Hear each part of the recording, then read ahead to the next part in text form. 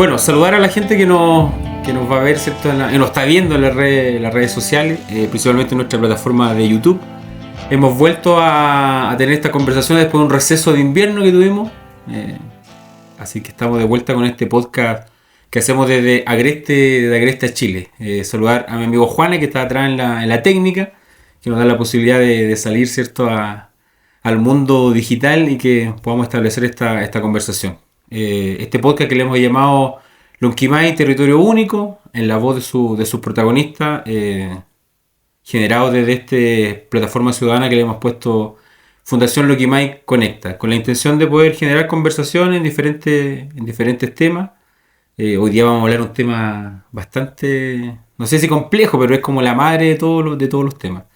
Así que contento de volver a estar acá, de poder establecer esta conversación.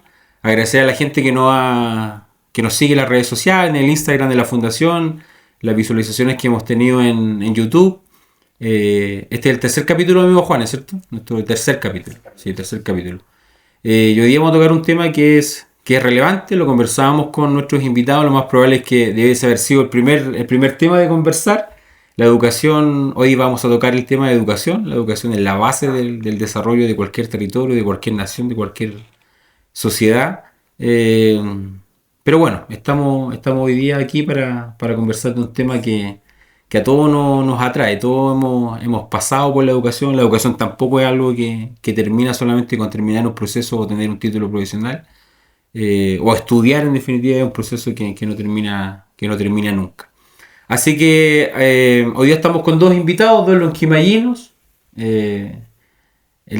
También la intención de este podcast, ¿cierto?, es poder que la misma gente de Lonquimay, que ha tenido la posibilidad de volver al territorio y ha hecho carne, ¿cierto?, el conocimiento que ha obtenido fuera, y son parte de las personas que están haciendo desarrollo hoy día. Así que nos acompaña hoy día mi amiga Paulina Riquelme, profesora de la Escuela Fronteriza. Gracias, Paulina, por acompañarnos. Gracias por la invitación. Y el profesor de Historia y Filosofía. Así es. Sí, del Liceo Lonquimay, ex Carlos Chachi Villalobos, el amigo Marco Lobo.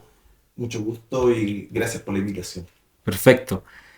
Bueno, hemos querido, ¿cierto?, invitar a dos profesores que hoy día desarrollan la educación en Lonquimay, porque son parte de los protagonistas de la educación.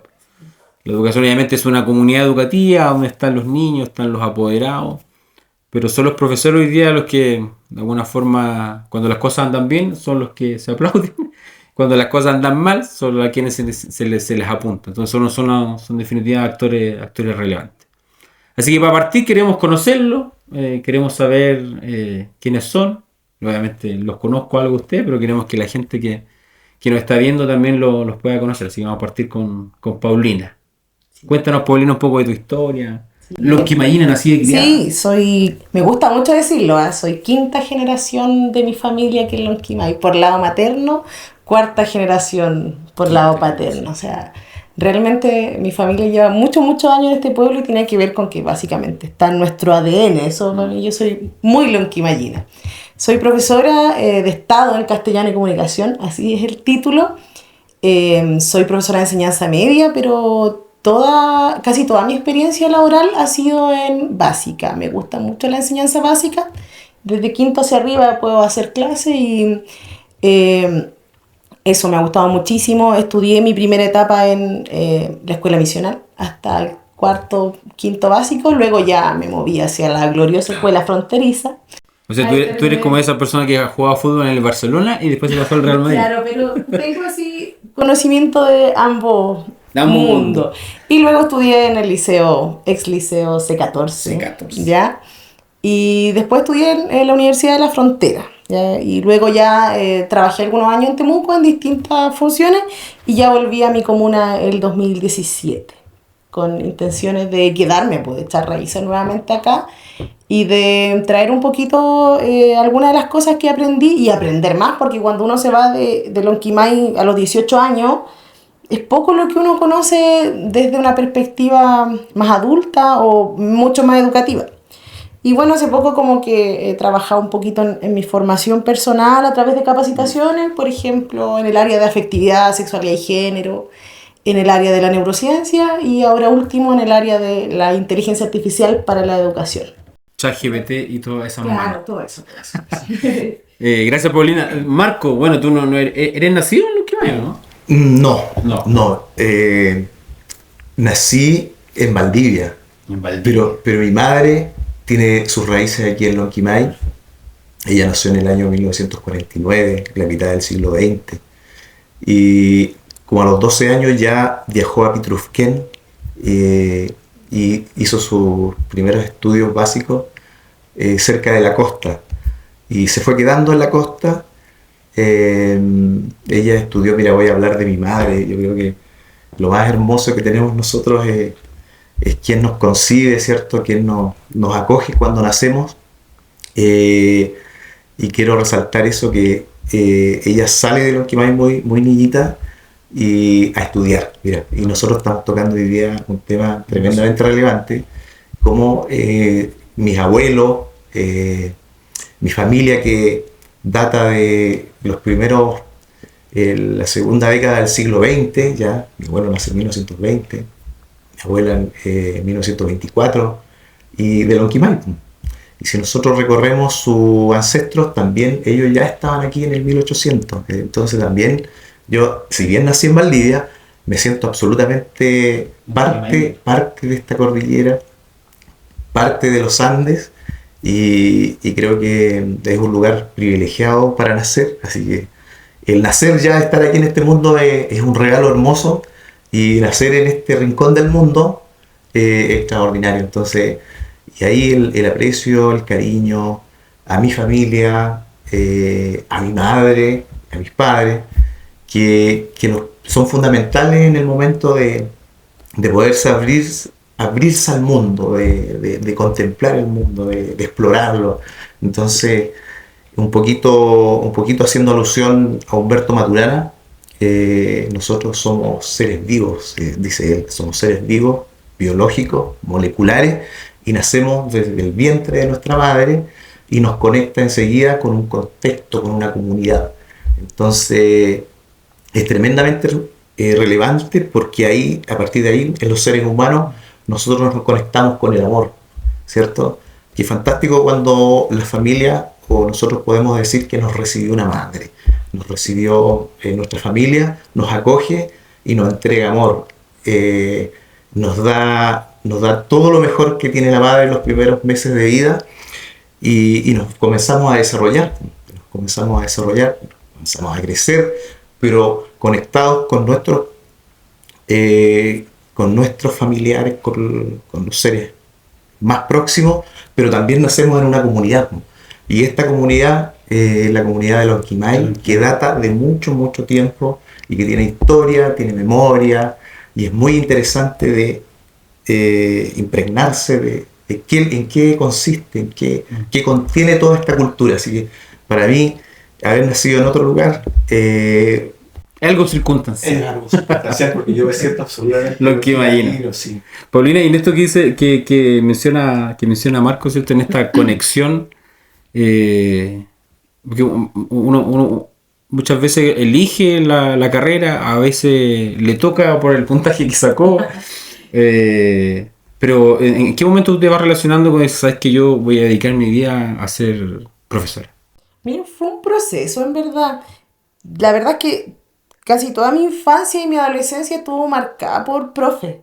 Ya, o sea, como que siempre fueron figuras súper importantes para mí, referente, aparte que en un pueblo como Lonquimay los primeros profesionales que llegan son médicos y profesores. Claro.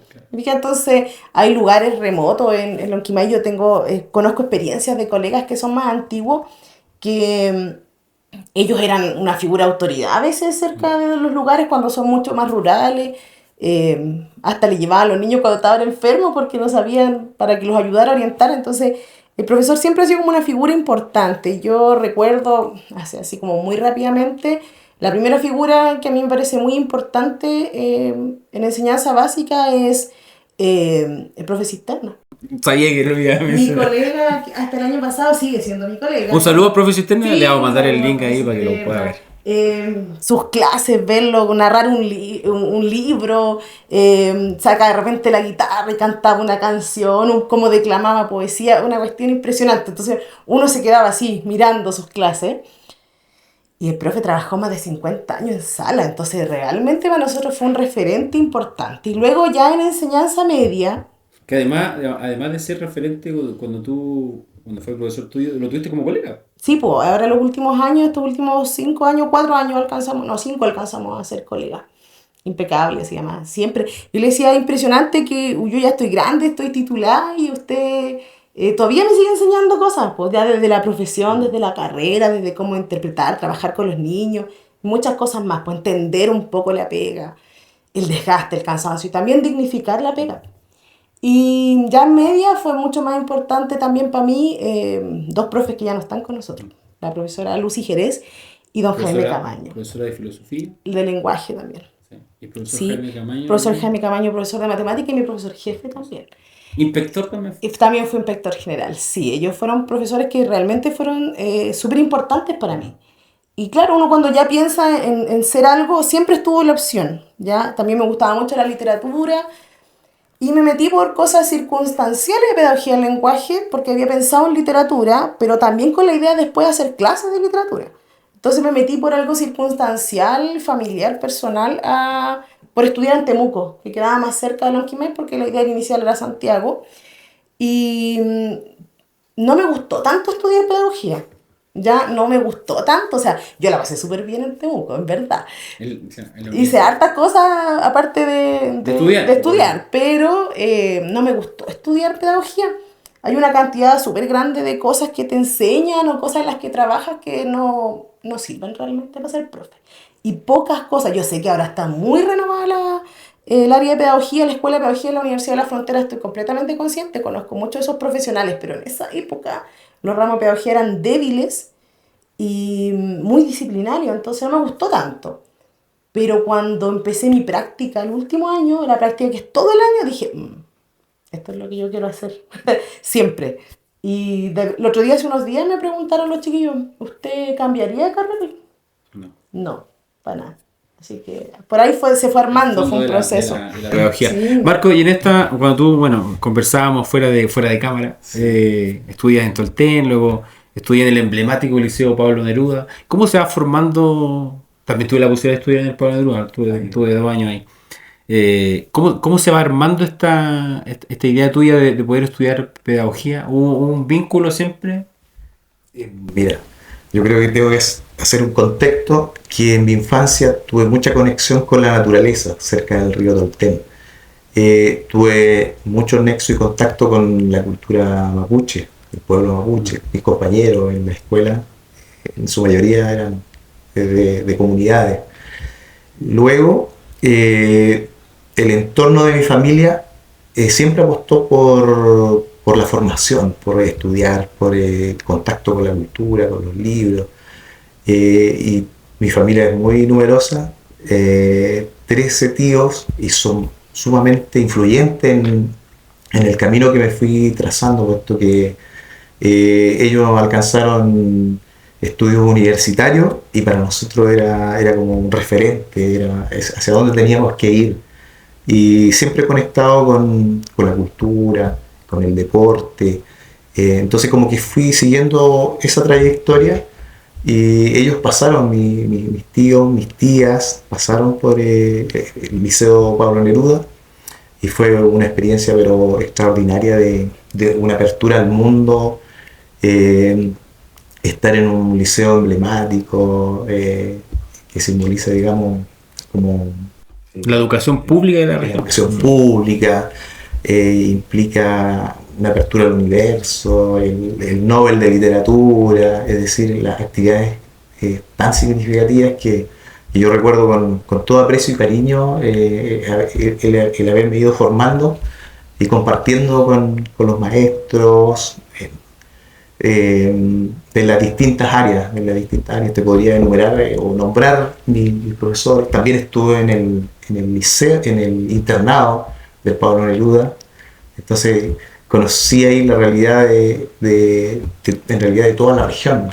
Llegaban compañeros de distintos sectores, de distintas comunas, y la verdad es que todo eso te va contribuyendo a que tú vayas formando tu orientación, tus metas, y claro, la mayoría de mis familiares son profesores, entonces también ahí ellos ejercieron una influencia muy importante para abrirme camino al mundo de la pedagogía, al mundo de estar en contacto con personas, de conversar, porque fundamentalmente la educación es un diálogo permanente sobre distintas áreas, y eso a mí me llamó mucho la atención. La verdad que me apasiona el estar, digamos, con gente, compartiendo y conversando permanentemente.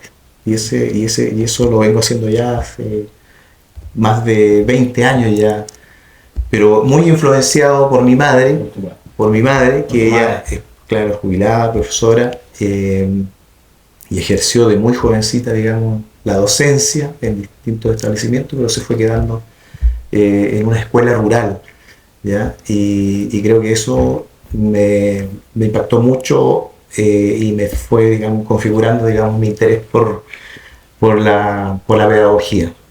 Perfecto. Qué lindo el tema de la escuela rural. Yo estudié de primero a cuarto en una escuela unidocente. Sí. Estábamos todos juntitos ahí.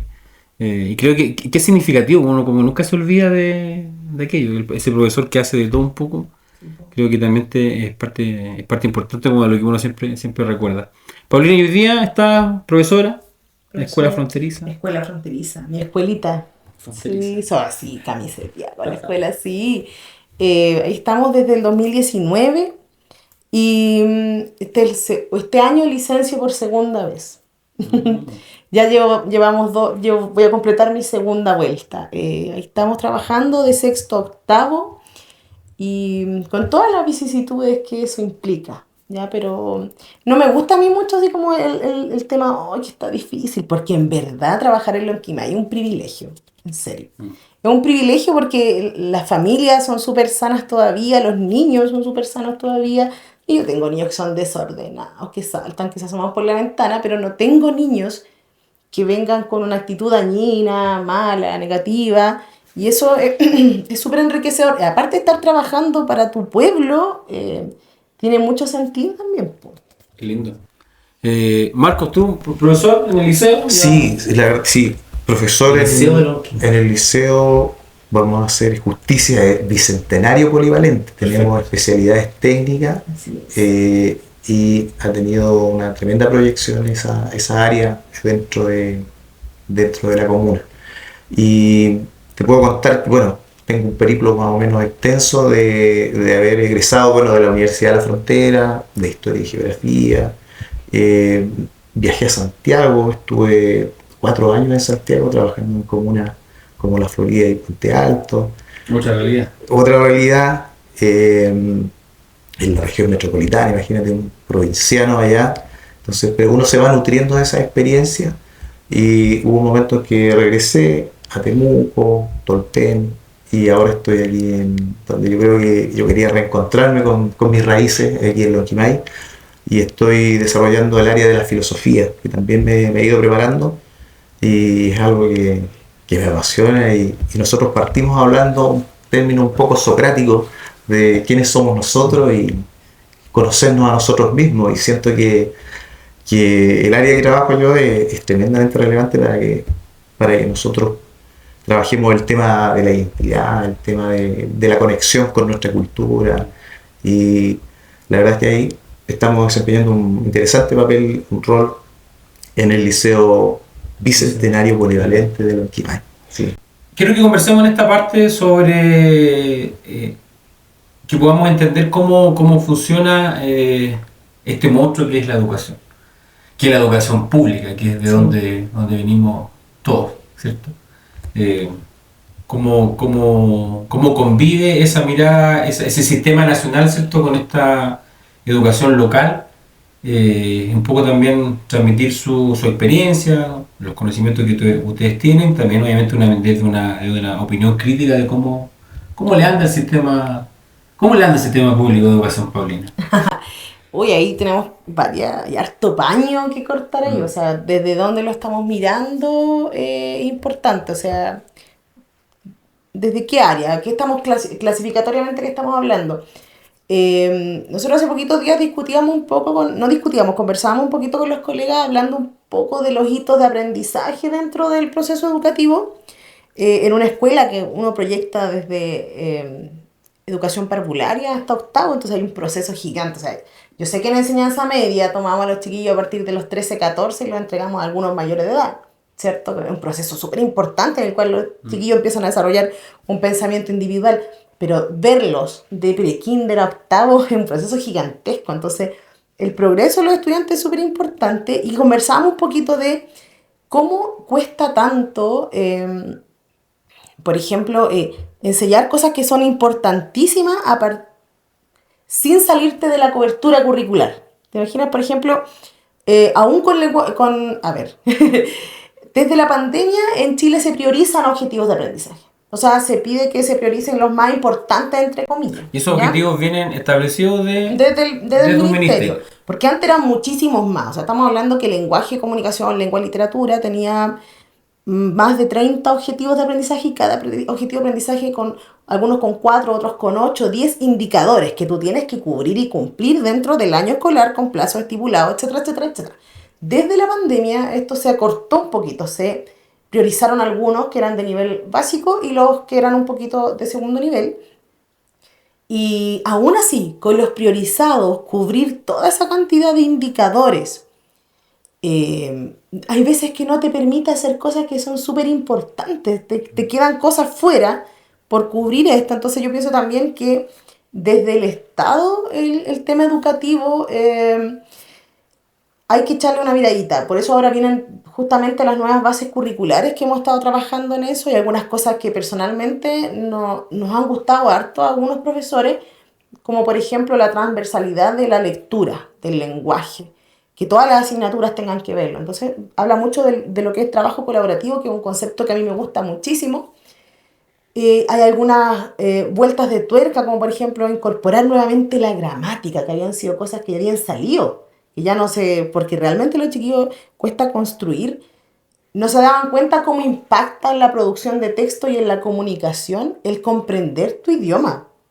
O sea, más que tú puedes hablar de manera o sea, tú puedes hablar siempre y expresar tus ideas. Cuando tú estás hablando así como estoy hablando yo ahora, que dudas, pausa, es súper comprensible. Pero cuando tú escribes y repites la misma palabra y no puedes organizar una oración, no pusiste bien una coma, lo que tú estás expresando no se entiende. Y muchas veces para construir un mensaje apropiadamente tienes que conocer tu idioma. ¿Cuál es el uso que le damos a la palabra? ¿Cuándo corresponde una u otra? Que no tiene que ver con hacer todo perfecto, tiene que ver con estar satisfecho con que lo que está aquí logre expresarse. Entonces, esas cosas están volviendo un poco, vueltas de tuerca que los profes antiguos decían, ¿en qué momento sacaron la gramática? Vuelta. Entonces de repente hay cosas que vamos ensayando y volviendo, pero me parece que estatalmente me miraba la educación desde una proyección, pero no desde la sala. O sea, siempre uno se ríe porque las ATE, la gente que trabaja en ministerio, no todas, pero no es profe de aula. Ni siquiera muchos profes universitarios no son profes de aula. Como en aula común me refiero de enseñanza formal. Entonces es muy fácil construir allá sin ver acá. Y el proceso de construcción de las nuevas bases curriculares fue bastante más participativo, bastante más interesante de realizar, y yo siempre soy optimista. Tengo la esperanza que con esta modificación nos aterricemos un poquito más. Para mí ese es el conflicto principal en educación, en verdad, que se exige acá, pero en la práctica es muy distinto. Entonces de repente te quedan cosas fuera que son súper importantes para el contexto. Marco, y eso que dice Paulina, que es como estos pocos espacios que tienen los profesores como para aplicar quizás componentes que son más pertinentes para el territorio. ¿Tú veis también que hay como poco espacio como para aplicar conceptos quizás que son más locales quizás? Como esta lógica de quizás cumplir la cobertura curricular, cumplir los objetivos. Sí, efectivamente, Fernando.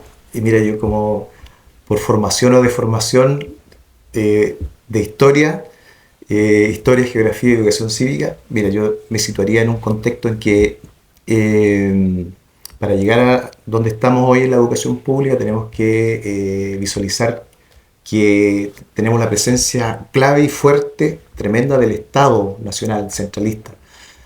Y cuando se forma este Estado Nacional centralizado, esto ocurre en 1810, en septiembre vamos a estar celebrando el 18 de septiembre, fiestas patrias, pero este Estado que se construye a partir de 1810 era un Estado colonial español. Entonces, quienes se dedicaban a la educación era fundamentalmente la Iglesia Católica, ¿cierto? Los sacerdotes, ¿cierto? Se desplazaban, y uno de los símbolos de la modernidad europea era evangelizar, ¿cierto? Y educar a los bárbaros aquí en estos territorios de América. Ya me fui bien lejos. Por favor, no vinieron a hacer. Sí, me fui bien lejos, pero y en esta construcción la educación fue una herramienta, una estrategia, digamos, para poder comenzar a construir sociedad. Entonces, las iglesias educaban. En el siglo XIX el analfabetismo era absolutamente alto y tuvimos problemas de la cuestión social, ¿cierto? A principios del siglo XX, en 1910, ¿cierto? Estaba convulsionado nuestro territorio nacional y el Estado Nacional tratando de ordenar esto, y fue fundamental, ¿cierto? La creación de las escuelas públicas, ¿ya? Como que quitarle un poquito este rol, este peso a la Iglesia Católica y la formación de las personas, y salir de ese lastre de una masa que no estaba alfabetizada. Entonces, una gran labor y un rol fundamental que cumplió el Estado docente a partir de los 30 en adelante, los 40, con los gobiernos de ciertos radicales, gobernar es educar, ¿se acuerdan? Pedro Aguirre Cerda, y ahí hay un rol tremendamente potente del Estado y del sector público. Y después podemos hacer una inflexión, y cuando llegamos a los 70, hay toda una experiencia de Allende de implementar la escuela unificada, ¿ya? Pero viene el golpe de Estado y cambia, hay un giro en la educación pública. Y esto que estaba concentrado en el Estado, ¿cierto? Como una estrategia, ¿cierto? del gobierno de la época, traspasa la educación a los territorios locales. Entonces eso tiene algo como desfavorable, pero también tiene algo virtuoso, porque lo que ocurre es que antes del Estado Nacional siempre han estado aquí las comunidades, siempre han estado grupos humanos, y esos grupos humanos resolvían todos sus desafíos vitales de poder sobrevivir, alimentarse, crecer, desarrollarse, hacer una vida relacional. Me refiero al mundo tradicional mapuche, pero también los criollos. Ellos construían sus mecanismos y formas de transmitir sus valores, su cultura, y salir adelante, porque la educación es como un medio, es como, ¿ya? Nos impulsa para desarrollarnos, para lograr la autorrealización. Y en el municipio, cuando se traspasa la educación pública a los municipios, como que nos asustamos, pero saben ustedes que ha sido el momento en que más cerca ha estado la educación de los territorios y de las personas para poder decidir. Pero resulta que la lógica del Estado centralista es sumamente técnica, entonces entran solo los expertos a decidir en educación, ¿ya? Entran solo los expertos, los que tienen background, los que tienen tremendos currículos, pero olvidan algo trascendental, que la educación hay que hacerla con la participación de las comunidades locales. Entonces, el diseño de las políticas públicas no es el interés mayoritario de las comunidades. Entonces ahí entramos en un conflicto, que podríamos hablar que es por eso yo decía, quizás es una crisis de la institucionalidad pública, de esta escuela, de este sistema educativo, de la modernidad, ¿cierto? Que centraliza, que controla, pero no distribuye el poder, sino que lo va concentrando. Y yo creo que por ahí si nosotros hiciéramos una escuela más participativa, y ahí hay un componente fundamental que la educación es ética, pero la educación también tiene que ser democracia. tiene que haber participación. Y yo creo que ahí estamos al debe y quizás por eso sentimos que hay un tremendo malestar social, porque lo otro es que la educación tenemos que contextualizarla, es decir, o sea, si vamos a transmitir contenido, si vamos a conversar sobre un concepto, un tema, un conocimiento, tenemos que definir para qué nos sirve ese conocimiento. Entonces ahí también se produce un quiebre, un corte, porque si no, nosotros los docentes no sabemos explicar para qué estamos aprendiendo la matemática, para qué estamos aprendiendo la historia, para qué la física, la química. Si no le damos un contexto, no se capta y perdemos la atención de los estudiantes. Pero eso también es un problema del centralismo del Estado en la administración de la educación, que no la descentraliza, la maquilla, es cosmética, como que nos van a dar más poder, pero nunca se la entregan a las comunidades porque llegan los expertos, quizás de otras latitudes del mundo, a decidir qué es lo que queremos hacer en educación. Y lo que estoy fundamentando tiene que ver mucho con lo que dice Humberto Maturana, que considero que es una genialidad reconocida en todo el mundo, chileno, y que él nos habla de que la educación también es una cuestión relacional y tiene que ver mucho con el amor, tiene que ver mucho con el vínculo. Con los vínculos, Sí. Y si uno no hace esa tarea, difícilmente tiene buenos resultados. Paulina, y en esa trayectoria que nos menciona Marco, habla sobre la escuela como una institucionalidad, como un centro en la comunidad. Tú que además de ser profesor estuviste un momento también, cierta parte como de la gestión administrativa de la educación. Un ratito. ¿Qué rol cumple hoy día sientes tú la escuela dentro de la comunidad? En definitiva, ¿hay un espacio para que la escuela pueda tener como ese sello de decir, mira, ese niño es de la fronteriza? Probablemente decíamos al principio, yo porque soy camisetera con mi escuela, que es emblemática, sí, pero me parece que todas las escuelas son emblemáticas en el lugar donde se desarrollan. Y, o sea, la escuela y Calma, gran valor, por allá, Troyo, ¿cierto? Entonces la escuela siempre tiene un sello que marca muchas veces que estudiante es de aquí y es de allá. Coincido plenamente con con lo que dice Marco respecto de que deciden por allá, pero yo pienso que deberíamos un poquito avanzar, esta es una opinión muy mía, hacia los planes y programas propios. Podríamos avanzar un poco en eso. Si nosotros tuviéramos... Sí, o sea, el Estado lo permite. Tenemos que cumplir con ciertas cosas que son transversales, pero se pueden. Tú puedes presentar planes y programas propios. O sea, si nosotros tuviéramos la capacidad de organizarnos comunalmente, provincialmente, podríamos generar planes y programas que fueran pertinentes para nuestros lugares sin descuidar lo que nacionalmente tienes que comprender. Me parece yo miro la educación de una manera mucho más holística, en el sentido de que coincido mucho con lo que dice Marco respecto a la idea que había de escuela en el 70, y que con esta cuestión de este nuevo sistema político capitalista, neoliberalista, se piensa la educación como algo muy individual. O sea, si yo quiero estudiar ingeniería, yo aprendo matemáticas. ¿Qué me importa a mí la historia, lenguaje o filosofía? Pero si yo quiero estudiar humanidades, ¿qué me importan a mí los números? No funciona así la vida. Nosotros tenemos que aprender, saber y comprender de todo. O sea, yo puedo trabajar con mi colega de ciencias, si ella está pasando el agua, yo paso el texto científico y estudiamos el agua, porque están vinculados. O sea, yo no puedo aprender una cosa sin la otra. Entonces, la motivación siempre es trabajar, yo me preparo, estudio, y mi aporte va a ser tener una profesión que me permita a mí tener una vida de la mejor manera posible. Para mí, la educación tiene que propender a que cada uno se desarrolle personalmente, pero que también ese desarrollo tenga que ver con lo colectivo. O sea, cómo lo que yo estudio me sirve a mí, pero también aporta al resto. ¿Ya? O sea,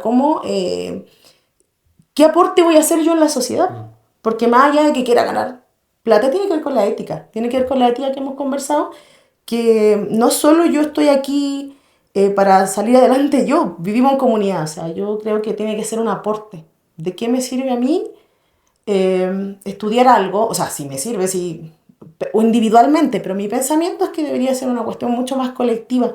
Y en ese contexto la escuela tiene que jugar el primer rol. porque en la escuela uno tiene que ser capaz de dialogar con profesores, con nuestros colegas asistentes de la educación, con los estudiantes, con lo que ellos piensan. O sea, nosotros queremos desarrollar pensamiento crítico en nuestros estudiantes, pero no les preguntamos nada, muchas veces. O si el estudiante me dice, profe, no entiendo. Les pedimos cosas. No entiendo, está fome, uno se ofende. En vez de decir, ya, pero esto te sirve para esto. Que es lo que comentaba Marco, que es darle un significado para que el aprendizaje sea significativo. Ahí interactúan también las escuelas, las comunidades. Entonces, la escuela y calma no puede ser igual a la escuela fronteriza porque la comunidad que la rodea es distinta. La gente que va allá es distinta. Distinta simplemente, ni mejor, ni peor, ni... ¿Te fijas? Entonces, tenemos contexto. Si nosotros tuviéramos una organización comunal o provincial o regional propia con nuestros propios planes, sería mucho más significativo, pero aún así, cada escuela tiene sus particularidades, su cantidad de niños. Muchas escuelas que están en comunidades, los niños que van son familiares. Entonces hay otra forma de entender esa gente que llega a la escuela, llega a una segunda casa porque estudiamos ahí nosotros, estudiaron ahí los hijos, etc. Entonces, cada escuela por sí sola es emblemática y es un baluarte. Pero juntos podríamos hacer algo un poquito más significativo si nos centráramos en pensar qué educación queremos y para qué la queremos. La queremos para que cada uno se desarrolle individualmente y gane lucas, o poder tener algo propio, o estamos formando personas que después van a volver a la comuna a hacerla más grande. Porque, perdón si me extiendo con esto, porque cuando yo estudié en la fronteriza, no recuerdo quizás en misional porque era más chica, pero cuando yo estudié en la fronteriza, el señor Corales decía, la única manera en la que ustedes van a salir adelante y este pueblo va a salir adelante es con educación. Si usted no estudia, no va a salir adelante, no lo va a lograr. Y de chico que te vayan diciendo, tú tienes que estudiar, tienes que salir adelante, etcétera, etcétera, etcétera, vas generando una idea en ti, o tú puedes, tú eres capaz. Vas generando una idea en ti, te vas convenciendo y terminas lográndolo. ¿Te fijas? Pero tiene que haber ahí una idea o un interés también colectivo. ¿Para qué me estoy educando? ¿Para ganar yo? ¿O me vuelvo a mi pueblo y que ojalá eso que me dijo a mí el señor Corales, que no era de aquí de la comuna, pero que vino, ojalá que lo que me dijeron a mí, yo me tengo que preocupar de decírselo a mis niños también. Oye, ya, pues, si usted puede. Quizá ahora la universidad no es el único camino, hay un montón de caminos más. Pero usted puede, y hay que decírselo, porque ese es mi rol. Así como yo lo escuché, mi rol también es decirlo. Claro. Marco, y en ese la Paulina, o sea, finalmente la Paulina dice, somos nosotros, los profesores, quienes entregamos el mensaje, quienes somos capaces de entregar una educación con identidad, con pertinencia, que podemos hacer carne lo que dice que la educación transforma a las personas. ¿Cómo ves tú cómo ves el mundo de los profesores, tus colegas? Hay una, más allá de quizás no somos quien para decir cómo funcionan los profesores, pero en definitiva ese mensaje central es clave que el profe lo pueda transmitir, ¿cierto? Y si no hay una creencia de aquello, difícilmente el estudiante lo va a poder tomar. También el profesor hace un rol también como de convencimiento, ¿cierto? De cómo yo... quizás no es como que yo me meta en la mente del niño, pero cómo yo puedo hacer que quizás su negatividad o quizás su visión de que quizás no lo voy a lograr, cómo yo lo convenzo de que sí se puede. ¿Tú crees que los profesores están como en esa parada, están como en esa lógica de poder empujar un poquito más el carro?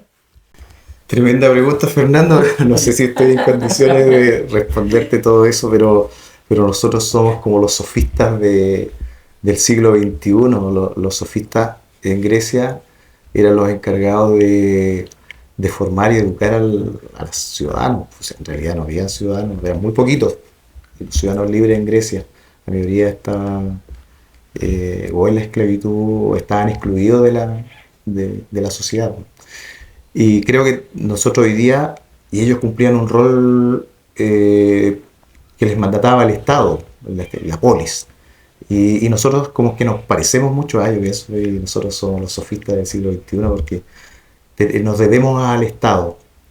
Pero voy a conectar con lo que decía anteriormente, que este Estado este estado docente de la primera mitad del siglo XX puso una piedra angular para sacar adelante esta sociedad, porque era una sociedad latifundista, hacendal, ¿cierto? Recuerdan que el patrón controlaba, digamos, a los inquilinos, etcétera, etcétera. Hay toda una historia ahí. Y el hacendado tenía una escuelita dentro de él, como en la Edad Media, ¿sí? El señor feudal. Pero resulta que hubo un quiebre y se instala una sociedad neoconservadora, neoliberal. Mire, yo les voy a dar un ejemplo, que no es mío, para que vean cómo influye, digamos, los grandes teóricos en uno, nos van influenciando, nos vamos nutriendo de ellos. Humberto Maturana, nuevamente, es mi referente. Mira, Humberto Maturana, él hizo clases en los 70, 60, 70, y le preguntaba a sus estudiantes en los 60 y 70 qué querían hacer ellos con sus vidas. Y ellos lo único que querían era trabajar para devolverle lo que el Estado, lo que Chile le había dado a ellos. ¿Por qué? Porque la universidad era gratis, la escuela era gratis. Ellos iban a la universidad, estudiaban una carrera, por ejemplo, Gabriel Salazar estudió historia, estudió sociología, estudió economía y no gastó un peso. Lo mismo Humberto Maturana, estudió ciencia, ya se preparó, lo mandaron al extranjero, el Estado le proveía los recursos para formar profesionales y sacar adelante un proyecto nacional, ¿ya? De desarrollo, de crecimiento, ¿ya? Un desarrollo integral. Pero él también hizo clases después de los 70 y también le preguntaba a sus estudiantes de qué querían hacer ellos con sus vidas. Y la respuesta de ellos era que querían ganar plata. ¿Qué carrera elegían? La que daban más plata. Medicina, derecho, ingeniería. Pero entonces ahí nos encontramos que hay un cambio en la sociedad, ¿cierto? Respiramos otros aires ideológicos detrás de todo eso. Entonces, y de eso se va nutriendo la escuela. Entonces se instala el mercado. Entonces la educación es un mercado, ¿ya? Donde aparecen los liceos particulares subvencionados. Yo trabajé en los colegios particulares subvencionados y existe lo público. Entonces esta es como una disputa de las élites, es una disputa de la educación, es un gran campo de disputa donde se instala, digamos, la lógica más dominante, y ahora estamos en la lógica del mercado, que yo creo que no es malo el mercado, pero que no debería estar en educación, porque nos hace mucha diferenciación respecto de los grupos sociales, ¿cierto? Porque hay escuelas para la dehesa, para las Condes, pero hay una escuelita pública para los Quilmayco, o para, ¿sí? Y ahí tenemos un rol fundamental de que si nosotros en los territorios locales trabajamos en conjunto, decidimos si convivimos juntos o nos separamos. Si nosotros convivimos juntos vamos a tener poder y vamos a poder abrir el espacio de participación, que es lo que estamos al debe, yo creo que aquí en nuestros territorios, de la participación y definir, ¿queremos conversar o no queremos conversar? ¿Queremos convivir o no queremos convivir? ¿Cierto? Es importante el diálogo y es lo que nos está dando en estos minutos. Entonces tenemos comunidades por aquí, otros sectores por allá, pero ¿quién realiza un trabajo de aglutinar, de liderar, de conectar, ¿cierto? Y a partir de ahí debatir por qué nos interesa tanto la educación y para qué. Y ahí el Estado Nacional está en debe porque no tenemos un proyecto nacional de educación y de desarrollo. Sin problema, el problema nosotros nos echamos la culpa entre nosotros aquí en los sectores territoriales, en lo local, todos nos apuntamos con la mano que este lo hizo mal, que este otro no lo hizo. Pero hay una lógica del sistema de educación que hacia dónde lo queremos llevar, ¿ya? Nos hemos desindustrializado, tendríamos que hacer todo un proceso de reindustrializarnos, pero necesitamos tecnología, no tenemos la tecnología, en el territorio tenemos muchos recursos, litio, cobre, pero no lo estamos procesando. La visión, ¿cierto?, de ciertos liderazgos han instalado en el Liceo Bicentenario Borges Valente carreras técnicas. Yo creo que ahí tenemos que hacer un tremendo trabajo y convencernos y visualizar si será el turismo, si será, ¿cierto?, otras áreas de desarrollo productivo. Entonces a partir de ahí les damos un sentido a lo que vamos haciendo. Participé en una capacitación hace muy poco en el liceo que estuvo muy interesante y la quien dictaba la cátedra, viajó a Estados Unidos, y en un área de Estados Unidos todos trabajaban las actividades curriculares, contenido, la didáctica, todo estaba vinculado con el río que había en el pueblo. Era como el eje. El eje central era el río, ¿cierto? Y el entorno del río. Entonces ahí trabajaban todos mancomunados en torno a qué es lo qué había en el territorio, qué se producía en el territorio. Y yo decía, yo sueño, por ejemplo, pero seguramente va a ser un tema posterior, y quizás... ¿Es del otro bloque? Sí parece, me adelanté un poco, pero poder pensar la educación en relación al territorio, en relación a ciertos elementos de la naturaleza que nos conectan, ¿cierto? Y a partir de ahí hacer un trabajo, pero si estamos juntos, si estamos congregados, ¿cierto? Si hacemos comunidad, porque mientras estemos separados, hay muchos que les interesa que estemos todos separados, porque claro, ahí perdemos poder y no podemos pensar estos temas, por ejemplo, cómo nos por sí sola, cada asignatura, todos aislados, ¿cierto? Entonces no podemos pensar hacia dónde queremos llevar este proceso tan importante que es conversar, que es convivir juntos, ¿cierto? Para poder seguir que estos territorios y esta población, esta gente, siga adelante con sus culturas, sus valores. Bueno, por eso este espacio se llama Lonquimay Conecta, tiene ese foco. Claro, el análisis que hace Marco tiene que ver con el sentido que le queremos dar a esta conversación, o sea, hacia dónde llevamos Lonquimay en los próximos 20 años. Vamos a profundizar sobre ello. Pero quiero volver a lo local, ya quizá ese concepto un poco más fome que tiene que ver con lo administrativo. Creo que Paulina Marco algo lo mencionó, la educación sale del Estado, pasa a las municipalidades, hoy día como que quiere volver para allá. Hoy estamos, la educación pública depende del ministerio, pero depende de la municipalidad también. Hay ahí un rol... O sea, en lo teórico puede depender un poquito del ministerio, pero en lo práctico depende del municipio.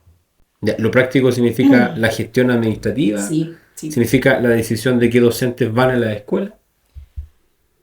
Sí, pues, o sea, me parece más que Lonquimay seguimos centrados en los recursos, ¿ya? Seguimos pensando en los recursos, y claro, esto es súper importante, pero hemos perdido un poquito el norte, o sea, me explico. Antiguamente, hace unos años atrás, no tantos años atrás, teníamos estudiantes que caminaban kilómetros y kilómetros y kilómetros para llegar a una escuela a recibir educación. Una motivación súper grande, pero no hay que romantizar esas cosas.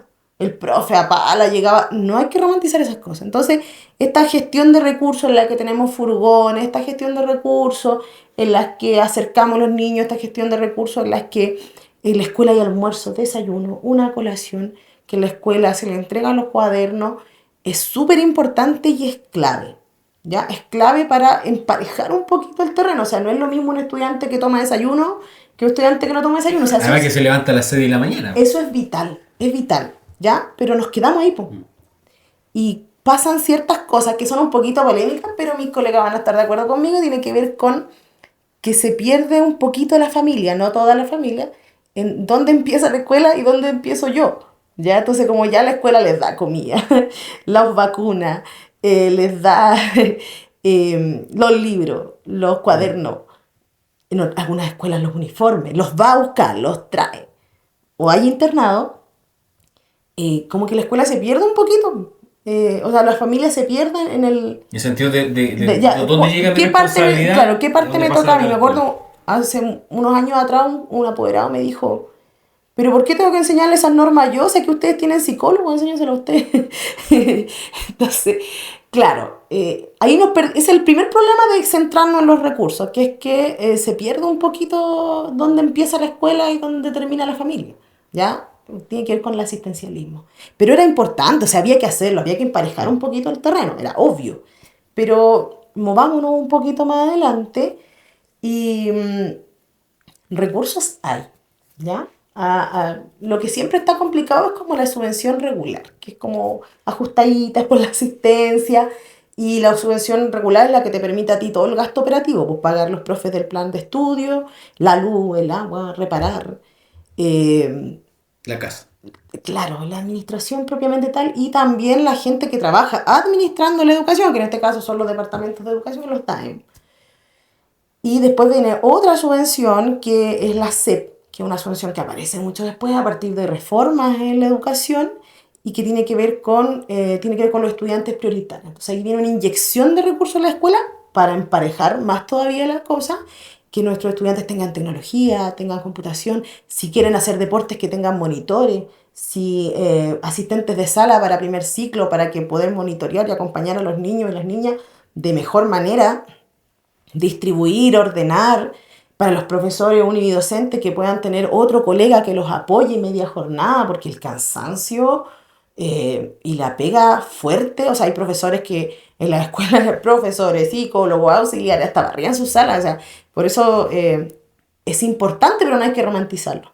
Entonces viene esta inyección de recursos que es la SEP, y tiene que ver también con por qué la vamos a gastar de cierta manera. Cada escuela tiene que generar su PME, que es su proyecto de funcionamiento. Tiene varias áreas en que gastamos el dinero, siempre tiene que estar enfocado en lo pedagógico. O sea, usted no puede pagar la luz con la SEP. Con esa plata. ¿Ya?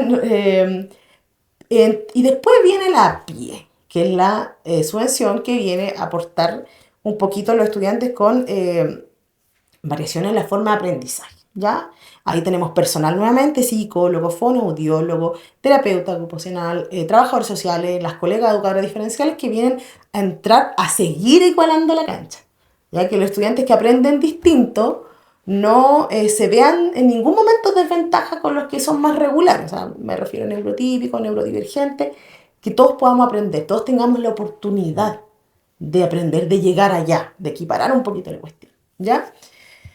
Y también permite contratar personal, contratar recursos pedagógicos y se va acomodando un poquito la escuela. O sea, ya no estamos tan alejaditos de la mano de Dios. También tiene que ver con la matrícula. Después tiene otras subvenciones como la prorretención, que te dan unos pesitos para que mantener los estudiantes para que no se te vayan, ¿ya? Todas esas cosas sirven para algo. Entonces, ya no estamos tan deficitarios de recursos, ¿ya? Entonces, el problema aquí es cómo los usamos. Ese es el problema principal, cómo los usamos. Yo personalmente pienso que nadie sobra en una escuela. O sea, si hay un inspector más, me está sirviendo para algo. Si hay un asistente de sala, es para los estudiantes, ¿ya? Debería ser así.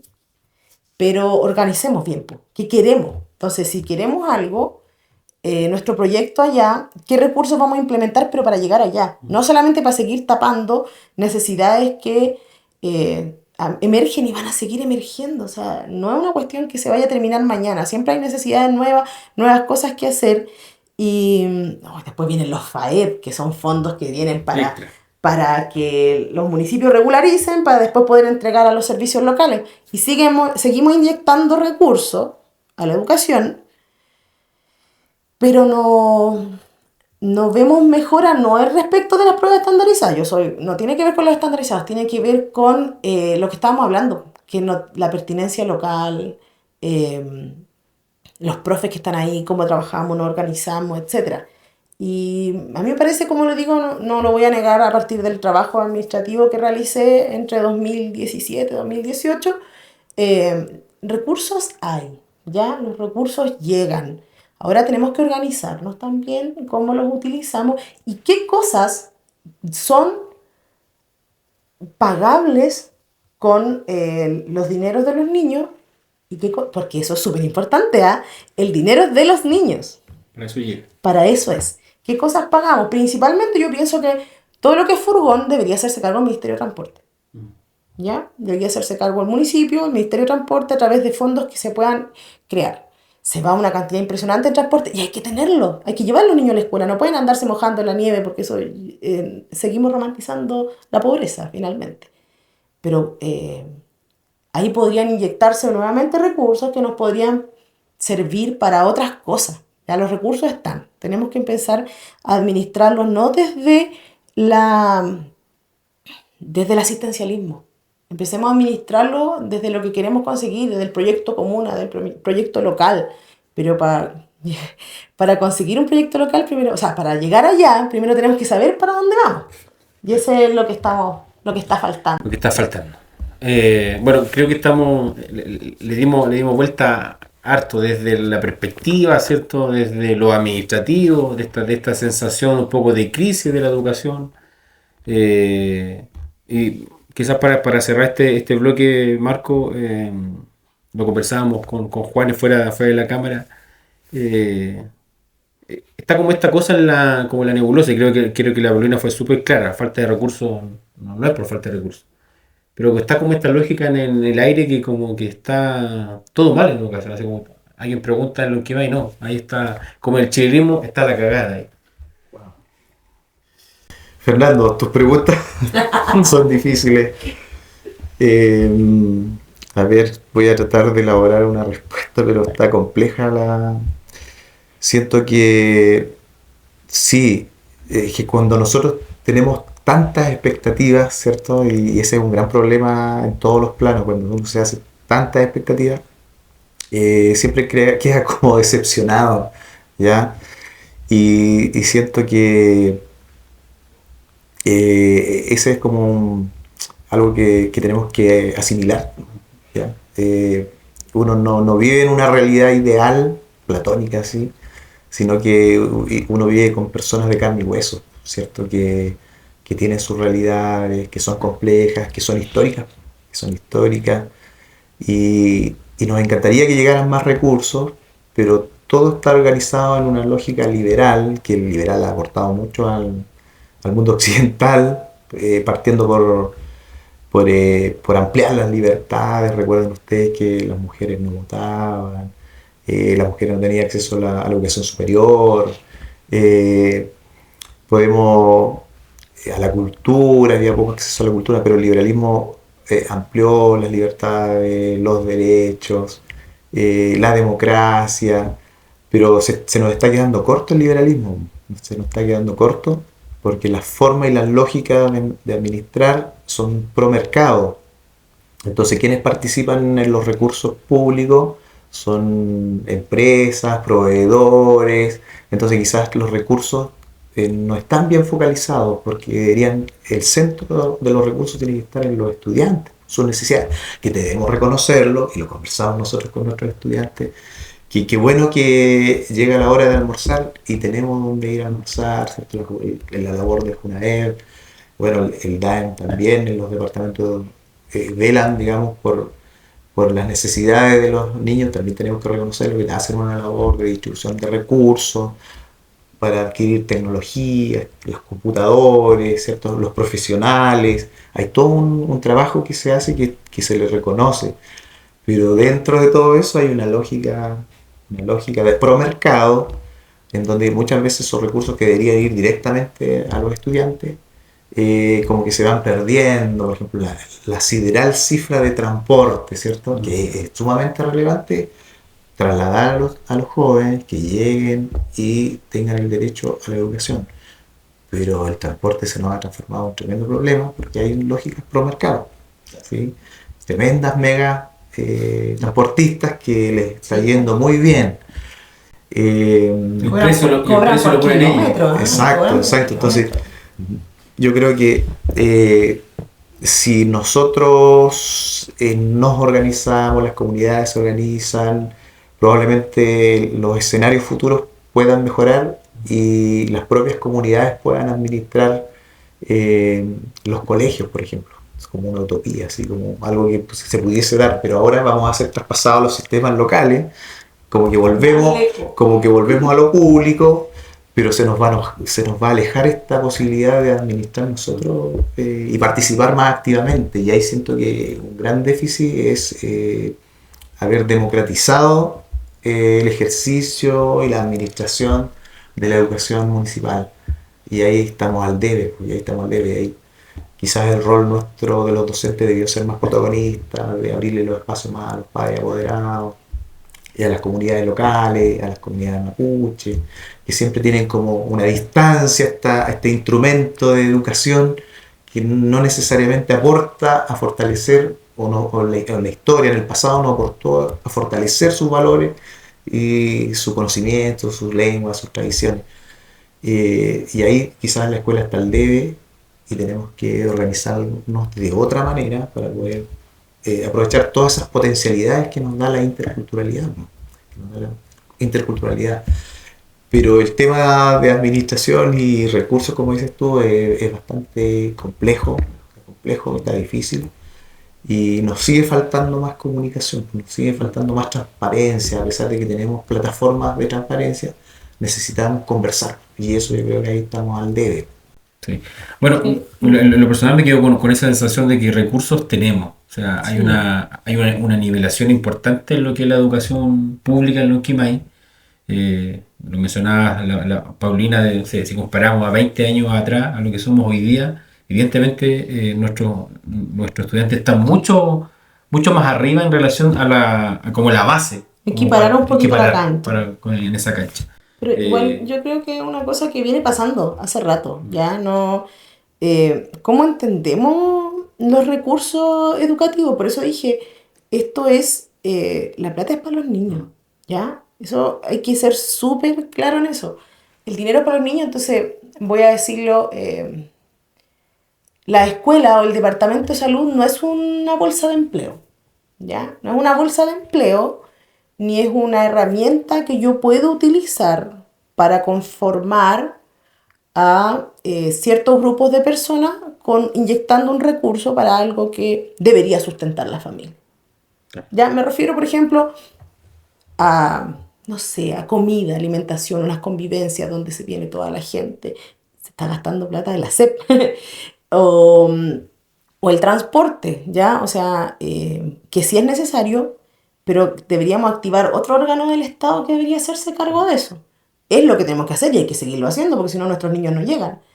Pero también estamos muchas veces, lo digo con mucha responsabilidad, utilizando no el departamento, sino estos fondos para que el municipio genere empleos.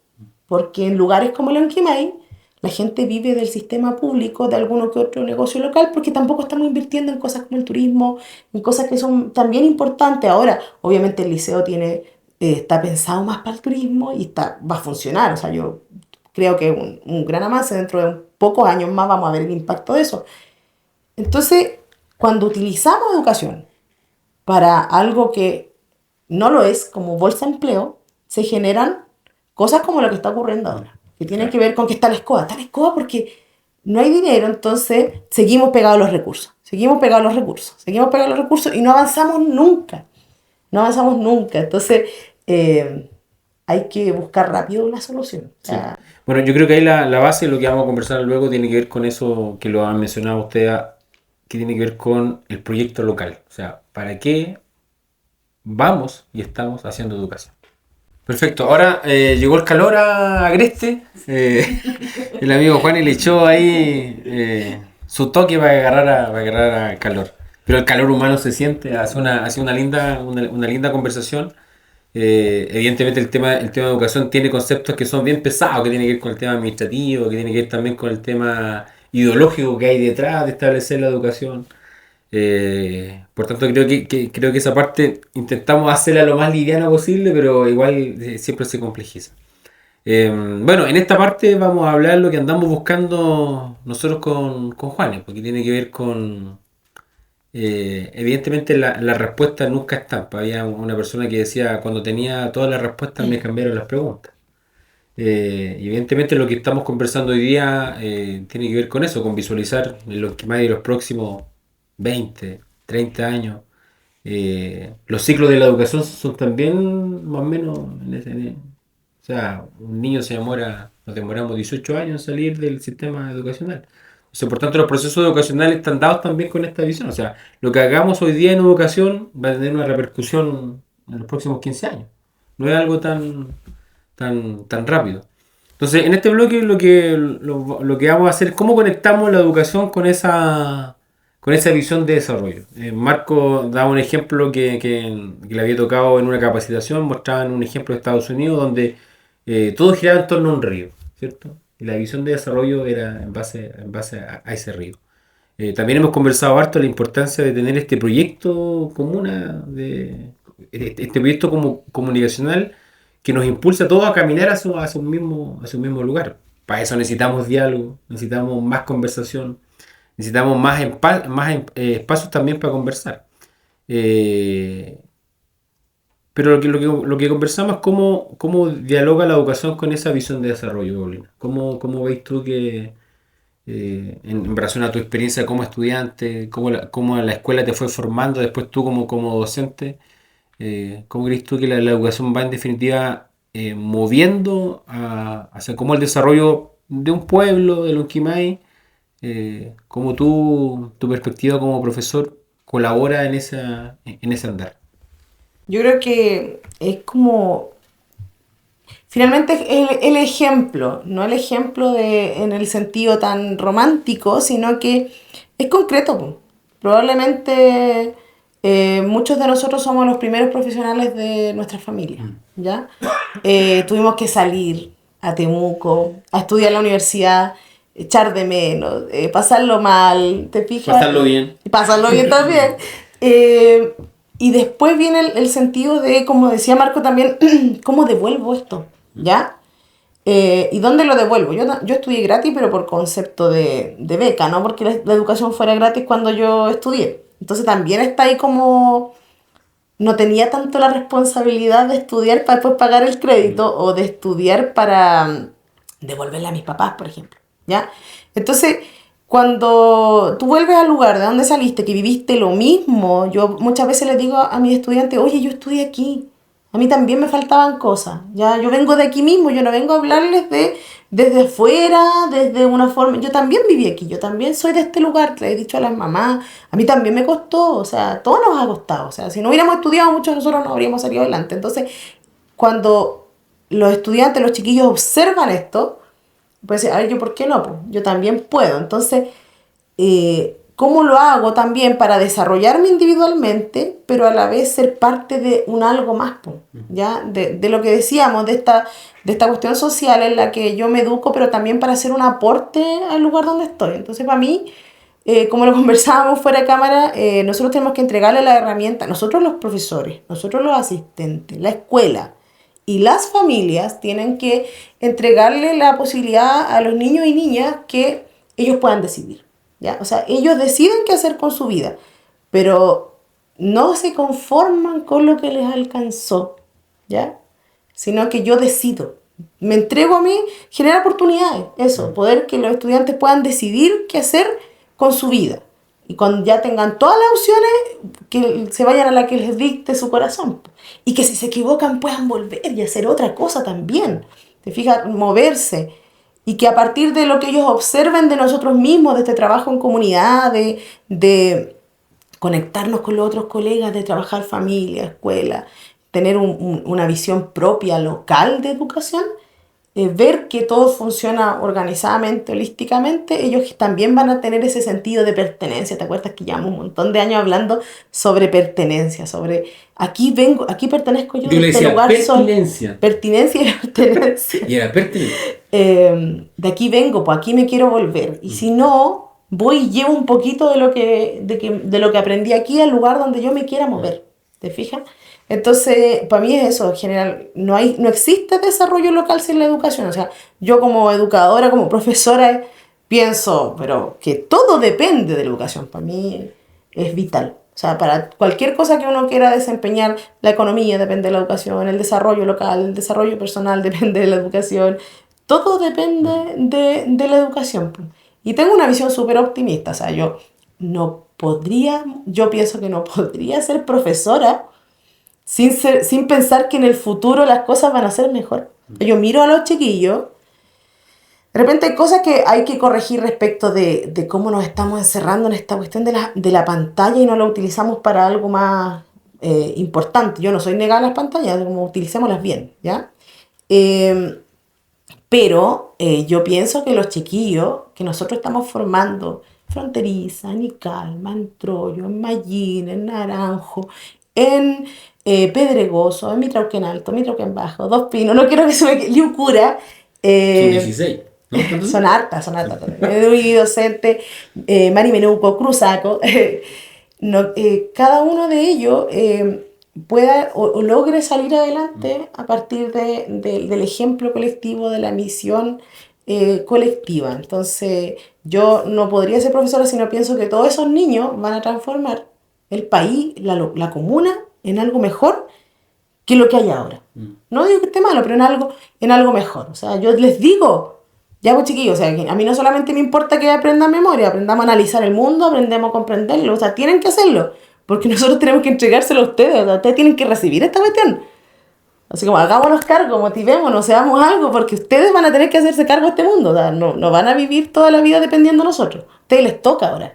Vamos pasando un poquito al siguiente eslabón, porque también nos encontramos, la gente de nuestra edad, con esa generación antigua que no quiere soltar, po. Claro. No quiere soltar, pues hay gente que está ahí estáticamente, constantemente, que no quiere soltar ningún área, ni el poder político, ni el poder social, ni el poder económico, están ahí, y uno no puede llegar, no nos entregan nunca. Yo soy partidaria de entregar rápidamente y que la siguiente generación se haga cargo de esto y lo deje mejor que como se lo entregamos nosotros. Generaciones. ¿Cómo hacemos, Marco, que este conocimiento en definitiva pueda tomar un camino que sea definido en común? ¿Cierto? Creo que tú lo esbozaste en el bloque anterior, que tiene que ver cómo caminamos en una visión que sea conjunta. Quizás hoy día no la tenemos, la andamos buscando, ¿ya? También esto es parte de lo que estamos haciendo. ¿Cómo generamos esa visión? Y en esa visión que vamos generando, o que vamos a comenzar a construir, o estamos comenzando a construir, ¿cómo ves tú el rol que juegan los estudiantes que ya están en el liceo? Juan fuera de cámara lo mencionaba, decía, yo hace 3 años atrás vi unos niños que ingresaron en primero medio, hoy día los veo en el TP del liceo y desenvolviéndose de una manera que quizás nunca lo imaginamos. ¿Cómo ves tú las generaciones? Claro, la Paulina tiene el ejemplo de la básica, ¿cierto? Quizás la básica no es tan fácil visualizar o decir, es que ese niño... O quizás sí, o quizás no, pero es un poco más complejo. Claro, yo creo que es mucho predecir. Es mucho predecir. No tiene ganas. Claro, pero en el liceo tú te das cuenta que quizás ese niño ya se transformó en un joven, ¿cierto? ¿Cómo visualizas tú esta generación más sobre los 15 años, 16 años? ¿Cómo la ves tú como para ir tomando esta posta que dice la Paulina de sentir el desarrollo? Tremenda pregunta, Fernanda. ¿Te he tirado todas las más? Sí, claro, la educación es un encuentro generacional, porque nosotros éramos jóvenes y ahora ya tenemos la responsabilidad de seguimos siendo jóvenes, guiando. La educación claro, la educación esencialmente es guiar ya hacia dónde queremos ir. Y entonces en este encuentro generacional yo creo que tanto el Liceo Bicentenario Polivalente está cumpliendo un tremendo rol, y así como todas las escuelas, fronteriza y misional, las rurales, tenemos un tremendo desafío y rol respecto de hacia dónde queremos ir, puesto que las tendencias globalizadoras tienden a anular nuestra identidad. Entonces nosotros vamos a tener que tener un accionar de tal manera que es estratégico lo que nosotros podemos hacer en la escuela con las generaciones jóvenes, de reconocernos, saber quiénes somos, como partimos conversando, ¿cierto? Conócete a ti mismo, quiénes somos nosotros, y a partir de ahí nosotros fortalecer nuestra identidad. Y ahí tiene el sentido de la profesión docente, de conectar los distintos intereses de los actores, y creo que ahí el liceo está haciendo un tremendo trabajo en la parte técnica profesional, la científica humanista, de desarrollar el área de turismo, lo comentábamos recientemente, de conectarnos con el desarrollo productivo, pero también hay que tener cuidado, y por eso es que hay que tener mucha participación y debate. Si nosotros queremos tener el mismo desarrollo que ha tenido Occidente, que se ha cosificado la naturaleza, ¿ya? La hemos explotado, como que nosotros no fuéramos parte de la naturaleza, y todos los días estamos conectados al desayuno, al almuerzo con la naturaleza. Entonces yo creo que ese desarrollo y ese trabajo educativo que tenemos que hacerlo en la perspectiva de armonizar el crecimiento, los avances, digamos, materiales, pero también cuidando nuestra naturaleza, cuidando el Pehuen, ¿cierto? Cuidando los ríos, recuperemos los ríos. Yo creo que ahí vamos a tener que tener una tremenda labor de poder, lo que han hecho en otras latitudes del mundo, de que se puede recuperar suelo, se puede recuperar bosque, detener la desertificación, detener el cambio climático, y esa es la labor nuestra, de conversar con las generaciones actuales de cómo lo vamos a hacer. Y para eso se requiere liderazgo y disposición a conversar, ¿cierto? De debatir, de cómo lo podemos hacer. Porque nos estamos condenando a nosotros mismos de no poder proyectar las generaciones futuras y la vida de las comunidades. Entonces es bien un momento de inflexión el que estamos viviendo. Si no lo hacemos ahora, quizás estaremos hasta un poco atrasados en hacer esa labor educativa, ese trabajo. Y ahí yo lo conecto con Enrique Dussel, un filósofo mexicano, argentino-mexicano. Él plantea toda una visión de la educación, de que tenemos que reconfigurarnos, porque lo que nosotros venimos desarrollando esencialmente es un currículum europeo, un currículum helenístico, griego, y la verdad es que falta esa conexión con lo nuestro, falta una conexión con lo propio, y quizás existe la flexibilidad y no nos hemos atrevido los docentes, no se han atrevido también los liderazgos de educación a debatir esto, pero siento que están los espacios, están los momentos para hacerlo y poder construir esos proyectos de identidad territorial, de identidad productiva, y que nos permitan ir conviviendo en el respeto, en la honestidad, en la equidad. Por ejemplo, nosotros los docentes creo que estamos percibiendo como 3 sueldos mínimos, ¿cierto? Y si uno conversa con su asistente de la educación, y uno conversa con ellos y le dice, bueno, ¿qué le parece que yo gane 3 sueldos mínimos? Y ellos dicen, no, está bien, ¿cierto? Pero si yo gano 5 sueldos mínimos, sí, también está bien. Pero si yo gano 10 sueldos mínimos, y me responden, como que se distancia, así. Entonces hay un concepto también de equidad, ¿sí? Entonces, si nosotros nos vamos desarrollando, si tenemos sectores productivos, si tenemos microempresarios, pymes, pero lo que tenemos que hacer es un ejercicio de distribuir lo que se va generando hacia el entorno, hacia la comunidad. Y si la comunidad es protagonista de este desarrollo, no sé si llamarle desarrollo, pero tenemos que buscar un concepto donde mejorar las condiciones de vida a través de lo productivo, a través de la educación, a través del desarrollo social. Si lo hacemos de forma distributiva, yo creo que vamos a ir ganando todo, pero siempre pensando también que nuestro entorno, la naturaleza, también tiene derecho a permanecer aquí y no desertificar y no destruir. Y yo creo que ahí tenemos una tremenda labor para el desarrollo del territorio, el desarrollo de la identidad, la innovación y la creatividad. Y siento que en el liceo se está dando la innovación y la creatividad en las distintas. Hay proyectos importantísimos de robótica, imagínate, en el liceo. Sí. En turismo y administración, soy admirador de mis colegas de TV, cómo se conectan con las montañas, se conectan con las comunidades. Entonces están haciendo una tremenda labor también en las escuelas. Paulina es testigo ahí de también cómo trabajan en las distintas localidades, innovando y trabajando a través de proyectos, y creo que eso hay que seguir fortaleciendo. Y que podamos construir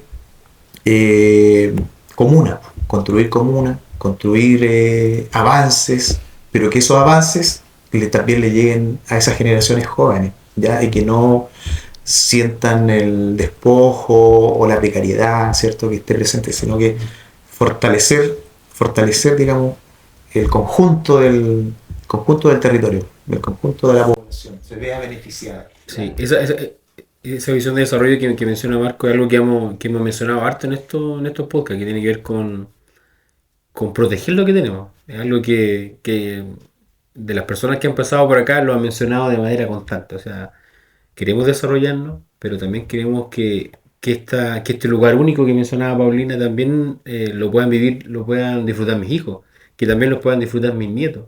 Y las generaciones que vengan lo puedan disfrutar. Entonces, para eso, ese concepto de desarrollo, ese apellido que debe tener, que andamos buscando de ese desarrollo, tiene que ver con proteger, con cuidar. Pero primero tenemos que conocer. Y ahí creo que la educación tiene un tremendo valor.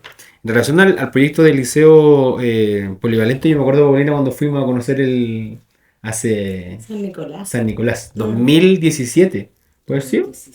2017. Fuimos a conocer el proyecto San Nicolás, Chillán. Sí. Chillán. O sea, al ladito de Chillán. Y que es un liceo, ¿cierto?, polivalente. Fuimos a conocer esa experiencia, fuimos con Paulina en su momento, un grupo de lonquimayinos también, y escuchar hoy día y conocer el resultado en definitiva de la aplicación del TP, donde había mucha gente que era muy reacia a realizarlo, porque siempre obviamente los cambios generan ruido, pero ver hoy día y escuchar de Juanes, de Marco y de otras personas que en definitiva por ahí va la cosa, no estábamos tan perdidos. Yo creo que el desarrollo en definitiva, cuando uno se pone un norte, y creo que aquí lo hemos dicho, cuando hay un proyecto detrás y cuando hay una visión de comuna, las cosas se van dando. Y en ese sentido, Paulina, ¿por qué tú crees que no tenemos hoy día un proyecto de educación? ¿Por qué no hay una ganas en definitiva de poder caminar hacia allá? ¿Es porque estamos dormidos, porque tenemos miedo, nos falta tiempo? Yo creo que es multifactorial. Yo creo que estaba pensando que la primera vez que yo escuché hablar de un liceo TP o polivalente, estaba en el liceo. Fue para la Pingüina, el 2006. Ya hablábamos, me acuerdo, los estudiantes hablábamos de un TP. Era una necesidad que ya nosotros divisábamos hace casi 20 años. Y luego también la idea, por ejemplo, de estudiar cosas que fueran más locales. ¿Te fijas? O sea, una idea que no sé si nació, pero una idea que estaba muy presente en los estudiantes de hace 19 años atrás. Y ahí también es cuando digo, pongámosle más atención, porque de repente los chiquillos medio que hablan lecera, que gustan ser tiktokers, pero también tienen la capacidad de analizarse, de verse. O sea, si estamos tan interesados en la infancia, interesémonos en la infancia. Pero ¿por qué no hemos avanzado? Porque es multifactorial. Ya nosotros, a los profes como que cargamos una mochila, así como sostenemos el mundo, creemos que nos van a hacer una estatua y muchas veces no valorizamos nuestro trabajo. Yo me acuerdo cuando hace unos años atrás le decía a los colegas, oye, nuestra pega es súper importante, pero para que los demás se den cuenta que es importante, primero tenemos que mentalizarnos para nosotros que es importante, o sea, convencernos a nosotros mismos, ¿no? que los profes, no, nuestra pega es tremendamente importante, pero cuando estamos centrados en darle cobertura al currículum, que además nos estamos haciendo cargo de las infancias, no desde lo educativo, también nos estamos maternando o generando, criando, y no, porque muchas veces tenemos niños que su lugar tranquilo, su lugar seguro es la escuela, nada más. ¿Te fijas? Entonces, no es porque es necesario, no es porque nos guste, es porque es necesario. Lo hacemos con gusto, pero es porque es necesario. Entonces, queda poco tiempo para que uno piense, trabaje en colectivo, en los proyectos de aula. Tienen que generarse esos espacios. Comentaba, por ejemplo, que en mi escuela a nosotros nos gusta el tema del trabajo colaborativo, el trabajo de los proyectos de aula, pero también tiene que intencionarse, por ejemplo, el tiempo, generar los espacios. Tiene que haber una mirada un poquito más desde la jefatura, y también por lo mismo tiene que haber una mirada también más desde quienes organizan esto, pues, quienes tienen que generar la instancia, no hacerlo todo, tiene que ser participativo, pero tienen que haber una intención de por medio, dejar de pensar como en los recursos y empezar a pensar qué queremos en educación, pues. Detectar primero qué nos está faltando. Y no detectarlo con una prueba estandarizada, detectémoslo, vamos a los territorios, conversemos con los profes, conversemos con los asistentes, conversemos con la familia. ¿Ya? ¿Qué piensan? ¿Cómo ven la educación? Ya, esto es lo que tenemos, este es nuestro diagnóstico. Y ahora, ¿qué vamos a proponer? ¿Para dónde queremos avanzar? ¿Y cuál es la mirada pedagógica? ¿Con qué nos vamos a centrar? ¿Qué vamos a hacer? ¿Para dónde queremos lograr? Y claro, o sea, hace 20 años atrás nosotros hablábamos de un liceo polivalente que demoró un poco en salir, entre medio hubo catástrofe, pero ya, por ejemplo, estamos viendo, como conversamos fuera de cámara, como los primeros estudiantes del TP de turismo, de administración, o los que están saliendo ahora, realmente están generando un impacto que va a ser mucho más inmediato. Entonces, aunque los gobiernos... Ahí hay un camino. Sí, lo que me refiero es que aunque los gobiernos comunales sean de 4 o 8 años, igual es un tiempo importante, ¿ya? Y hace rato, yo estoy ligada a la educación hace harto tiempo, y hace rato que no partimos con una mirada, o sea, vamos solucionando lo contingente, vamos con furgones, vamos con internados, vamos con no internados, vamos con más profe, menos profe, más asistente, menos asistente. ¿Qué más? ¿Qué más, po? O sea, ¿dónde está? O sea, no lo he visto. El PADEM. El PADEM es una organización interna, debería ser otra cosa. Pero fortalecer los aprendizajes, ya. ¿Pero qué? ¿Cómo? Que todos los estudiantes estudien ya, pero ¿qué cosa vamos a estudiar? O sea, necesitamos un concreto, una propuesta educativa, una mirada educativa comunal. Por eso no avanzamos, porque estamos medio perdidos, porque no es pega de los profes. Los profes somos un ente más que tenemos que participar en este proceso de creación, desde nuestra mirada, nuestra perspectiva, nuestro conocimiento, nuestro profesionalismo, nuestra especialidad. Pero no también tenemos que hacernos cargo de transformar la educación, de una mochila muy grande. Los chiquillos, los padres, las madres, los cuidadores, los asistentes de la educación tienen mucho que decir, porque la mirada educativa también es distinta desde afuera de la sala, desde el acompañamiento, la jefatura. Tengamos gente que crea la educación, po, que no esté parchando nomás. Po. Sí, también es importante, sí, es súper importante ver el tema, pero veamos también el tema económico es importante, pero busquemos también personas que estén dispuestas a abrir un diálogo, a conversar con las personas, a decir, este es nuestro proyecto educativo, a conversar con los profes, ya, que son muy atingentes, a ver, sentémonos a conversar, al menos atiéndanos, te fijas, a una cuestión mínima, o sea, estamos pidiendo, se te pide tan poco. Escuchemos, conversemos, generemos instancias de diálogo, invertamos tiempo en esto, ¿ya? Generemos una reunión, generemos un levantamiento de información en las escuelas. Como me acuerdo también iban hace unos tiempos atrás a trabajar como a las escuelas como de esta sobrecarga emocional de los profes, de lo que arrastramos, lo que cuesta que cuando marcáis la huella te vayáis para tu casa y dejéis los problemas acá. Entonces, o sea, la salud mental, ¿ya? Que es tan importante los profes. Van a la escuela desde distintas unidades, de distintas organizaciones, la Mutual, Habilidades para la Vida y otras instancias más, van a convivencia, van a la escuela y te traen un taller en el horario que tú tenés que estar corrigiendo pruebas. Entonces tú ya estás sentado ahí, tenso, así, ya, no, dibujemos, yo no está así. Ya dibujemos, ya entre medio te reís, te relajáis, pero te va igual con las pruebas para la casa. Entonces, ¿qué necesita una escuela? Necesita que vayamos y lo entretengamos un rato con un taller, o necesitamos bajarle un poquito el peso al profe y ya, ¿con qué le ayudamos, profe? No, venga y le trajimos esto. No, ahora, ¿en qué le ayudamos? ¿Para qué nos necesita usted a nosotros? Ya estamos un poquito más desocupados, ahora vamos instalando diálogos de qué queremos construir. Porque no se puede una sin la otra. Claro. Marco, y en el construir hay hay ciertos ámbitos que tú dices así como, yo creo que por aquí va la cosa. Cuando nos sentamos, ¿cierto?, a escribir este proyecto de educación comunal, ¿dónde crees tú que están las tuercas de esta pertenencia local, de esta identidad que en definitiva pudiésemos conectar, que pudiésemos fortalecer? Claro, las herramientas son múltiples, o las necesidades son mayores, pero ¿dónde tú apretarías las teclas para decir, oye, ¿sabes qué? En estas 3 o 4 áreas, como así, por ejemplo, el TP, quizás como se puede decir en chileno, se le apuntó con el TP. ¿Dónde tú ajustarías las tuercas y dirías que coloquemos el esfuerzo? Porque evidentemente hablábamos de las expectativas, uno de repente se genera muchas expectativas o genera un proyecto muy grande y ni siquiera lograste el primer objetivo que tenías establecido y la expectativa después te genera como un bajón de que no lo podemos hacer. Dos o tres cosas que tú dijeras, oye, aquí vamos, movamos esta tecla o fortalezcamos este aprendizaje, si se puede decir.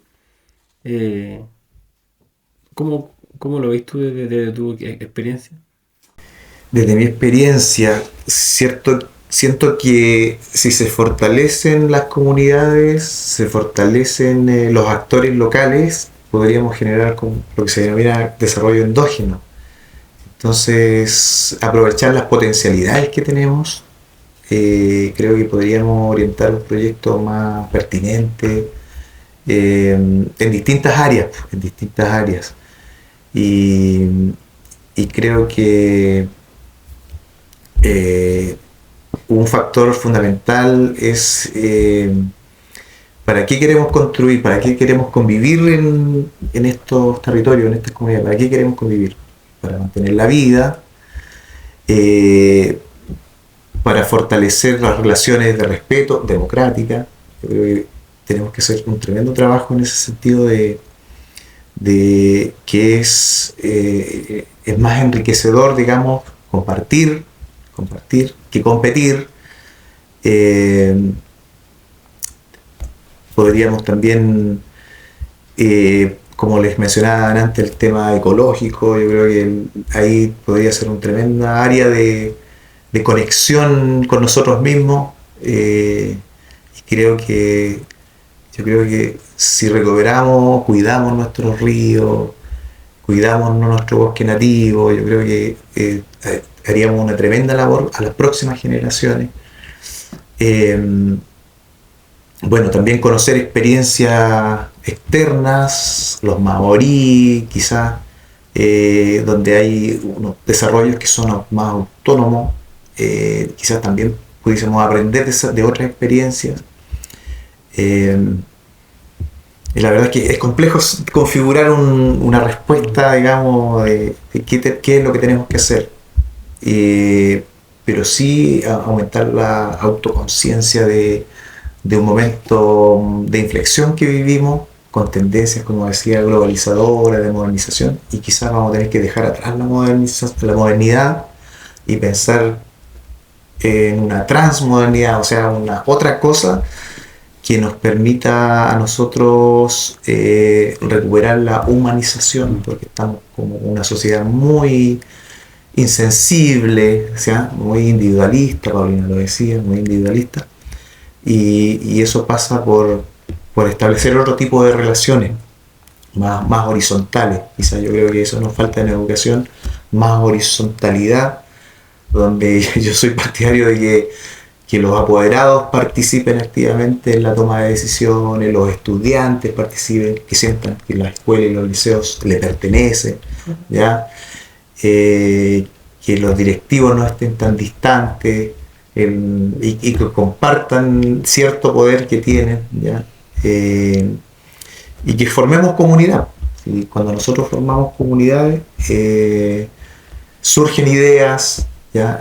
Surgen soluciones.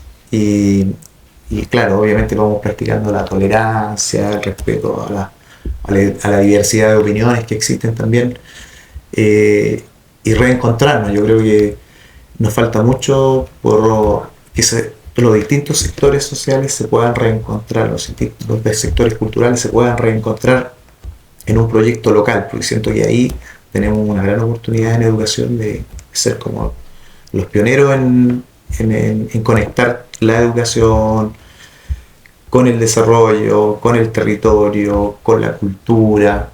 Y la globalización ya está instalada, la globalización en este mundo interconectado ya está acá, los celulares ya están acá, y la tecnología está acá. Entonces, ¿cómo hacemos y aprovechamos y transformamos esa tecnología en que nos reporte beneficio a todos, que nos reporte beneficio? Como reitero, la equidad es fundamental y la justicia. Trabajemos porque nuestros territorios sean más más armónico y podamos convivir, ¿ya? Tenemos otras latitudes que nos la están pasando bien, Israel, Palestina, imagínense la masacre que está ocurriendo ahí, ni hablar de Rusia y Ucrania, ¿cierto? Que ya las hegemonías se disputan, y nosotros, también influenciados por estas tendencias globalizadoras, yo creo que desde la escuela podemos trabajar con las generaciones jóvenes para que el mundo del futuro sea mucho más equilibrado, nos respetemos más, se fortalezca la democracia participativa, el compartir, ¿ya? El compartir. Y son tremendos desafíos que tenemos. Sí, yo creo que hay varias cosas que mencionaste que son importantes. Me quedo con el concepto de comunidad. Creo que eso es clave. La sostenibilidad también. Sí. Buscar el equilibrio. ¿Te están llamando a la escuela, Bolín? No. No, alarma. Sí, es lo que me tenía que contar. No, tiene que, ¿cómo se llama? Revisar las pruebas. Eso es. No, tenía que acordarme de algo. Claro, Sí. yo creo que el concepto comunidad, hay varias cosas que están dentro de la comunidad. Paulina y Ailo, de esto, el conocimiento que tú tienes de los niños, y se lo preguntamos también se lo preguntamos a Larve en la entrevista pasada, también a Andrea. ¿Cuáles son los valores que tú visualizáis en los cabros, en los quimayinos? ¿Dónde está como esa cosa que tú dices, mira, no sé, dos o tres cosas que tú digas, y aquí está como esa cosa del niño de los quimayinos, pero eso que tiene, que en definitiva es como un potencial único? Hay un hecho que puede ser ventajoso y puede ser desventajoso. Primero, lo aislados que estamos. Hay un túnel ahí que nos separa un poquito de la civilización, para bien y para mal, ¿eh? Hace un tiempo conversaba con una persona que me decía, tú pasas el túnel y es como retroceder 20 años. Y estamos luchando con eso. Pero también el tema de la identidad, o sea, el progreso no está fuera, el progreso no está solamente fuera, el progreso también está acá. Y yo pienso que dignificar el territorio, porque cuando yo llegué a la universidad, en algunas cosas, en varias cosas, me fue mejor que estudiantes que eran de colegios que eran un poquito mejores, como, no sé, el Camilo Enrique, ¿ya? Y tuve que ver o vivir muchas oportunidades, situaciones en las que de alguna manera los pueblos son como, si viene viene de un pueblo, eh, transformar yo vengo de un pueblo, es algo positivo. O sea, primero dignificar el territorio, convencer a los chiquillos, y los chiquillos tienen ese también, esa mirada más sencilla de las cosas, más sencilla de las cosas. A mí me encanta cómo perciben las cosas muy simples de chico, y de repente va viendo uno que se les va complejizando el pensamiento, y creo que eso, estar acá, tiene una mística distinta, ser de este lugar, esta herencia colona, esta herencia mapuche, que interactúa constantemente, estas costumbres que tenemos, que son de una y otra cultura, y que se está dignificando, ¿eh? Se está dignificando. Antiguamente aquí había una división mucho más marcada entre una visión y otra, muchas expresiones racistas. Se ha ido de a poco calmando, cambiando, no digo que en su totalidad, pero esta interacción, este mestizaje que también nos guste, por ejemplo, más el chamamé, algunos que no es algo... O sea, son muchas cosas que son propias nuestras. Bueno, para el chamamé. Entonces, todas esas cosas van generando identidades que son únicas, y es lindo vivir acá, trabajar acá. Yo le hago clase a los hijos de mis compañeros de curso. Entonces, cómico transformarse del rol de haber sido compañero, ahora soy la profesora, la apoderada, señora para allá, tía para acá. Pero tiene mucho sentido, y ellos también lo saben que la profesora fue compañera y que esta escuela lleva años, que mi mamá estudió acá, que no se da en las ciudades grandes. Mi mamá estudió acá, mi tía estudió acá. Entonces esa interacción... también soy parte de este territorio, y los chiquillos lonquimayinos también son, como dije al principio, son chiquillos que todavía son súper sanos, ¿ya? Materia prima importante, o sea, son un gran valor para esta comuna. Todavía podemos trabajar mucho más la motivación la tecnología usarla a nuestro favor y dignificando el territorio, que yo creo que como te digo, un proceso en el que antes uno, oh, qué plancha, es un pueblo, ahora es un valor agregado y ellos también lo están percibiendo y lo entienden. Y yo me acuerdo que cuando yo era chica, a nadie le importaba, por ejemplo, un ejemplo súper básico, botar basura en la calle, a todo el mundo le daba lo mismo. Los niños no, ahora no. Tiene una mirada sobre la limpieza, el cuidado de la naturaleza. Qué importante. Antes la gente le daba lo mismo. Antes, por ejemplo, uno le temía a la autoridad. Ahora los chiquillos no le temen a la autoridad. O sea, entienden que hay contextos, por ejemplo. Pero lo comprenden, no es un tema de temor. Yo le decía a los chiquillos, les digo siempre, antes los profesores traumatizaban a los estudiantes, ahora ustedes nos traumatizan a nosotros, pero tiene que ver con que no existe ese miedo a la autoridad, sino que alguien con lo que puedo dialogar, y eso también tiene que ver con cómo se perciben a sí mismos, ¿ya? Nosotros crecimos en un ambiente muy adultocentrista, en lo que hay que preguntarse, ¿por qué le voy a preguntar si un niño chico tiene que hacer caso? No, pues, son parte de ellos, pues, si están creciendo, son personas pero pequeñas. O sea, están creciendo, es parte de eso. Y los chiquillos se han ido apropiando de eso y creo que es un gran valor de la comuna. El cuidado, el cariño y la protección hacia las infancias. En general, niños, niñas. Y me parece también que se ha ido instalando cada vez más en Lonquimay la perspectiva de género. ¿Ya? O sea, nosotros vemos, pues nos criamos en familias no matriarcales, con ausencia paterna, ¿no? Y no sé, por ejemplo, se me vienen ahora todos estos proyectos de desarrollo de mujeres, las mujeres de Lolén, que las niñas ven esa posibilidad de desarrollo, esa posibilidad de hacer cosas. En el teatro. En el teatro, en la artesanía, en la cultura, en la educación, en la salud, etc. Se ve mucho un poco más la equidad de género en este pueblo. Las mujeres siempre han sido valientes y las niñas lo ven también. Entonces también hay otra mirada, otra perspectiva al respecto. Y yo soy optimista, insisto. Soy una persona optimista. Yo creo mucho en la educación y creo que va a mejorar el mundo. No que se vaya a pique, yo creo que el mundo va a mejorar. Perfecto. Bueno, llevamos 2 horas. Llevamos todo el rato, más o menos, pero ahí el amigo Juan sabe cómo hacer la edición. Bueno, vamos a cerrar. Creo que también en este último ratito podemos hacer un mensaje de cierre que tiene que ver con lo que han mencionado acá. Acá han surgido varios elementos que son importantes para ir construyendo este Lonquimay el Lonquimay que queremos todos. ¿Qué es más comunidad? ¿Qué es más diálogo? ¿Qué es más espacio para la participación? No temerle a que la otra persona de una manera piense distinto.